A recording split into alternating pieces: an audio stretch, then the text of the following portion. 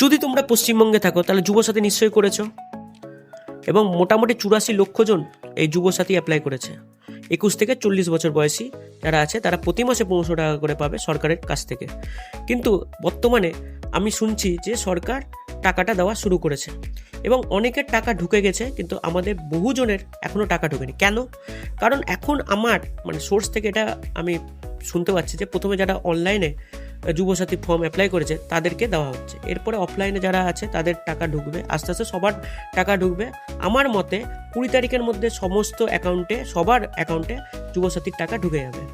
যদি না ঢুকে থাকে বা যদি না ঢুকে তাহলে তোমরা কাউন্সিলরের অফিসে হোক বা যে কোনো কাছের ব্লক অফিসে হোক যোগাযোগ করতে পারো। কিন্তু একবার দেখে নাও তোমাদের কি যেন বলে আধারের সাথে ব্যাংকের লিঙ্ক আছে কিনা, যাতে ডাইরেক্ট ট্রান্সফার হয়। যদি না হয়ে থাকে তাহলে একবার লিঙ্ক করে নিও। কী করতে হবে?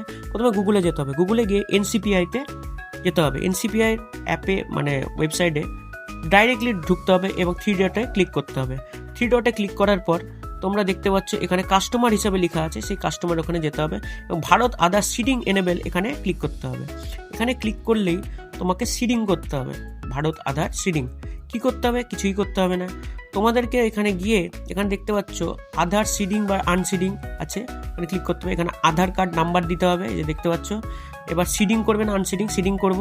এরপর ব্যাঙ্ক অ্যাকাউন্ট সিলেক্ট করব এবং তারপরে movement from one bank to another bank, direct transfer হবে সেহেতু। এরপর account number, confirm account number এবং লাস্টলি ক্যাপচা ফিল আপ করে সাবমিট করে দিতে হবে।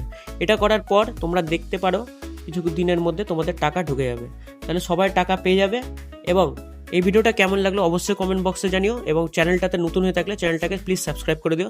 আমি আসছি পরের ভিডিওতে। ভালো থেকো, সুস্থ থেকো, গুড বাই।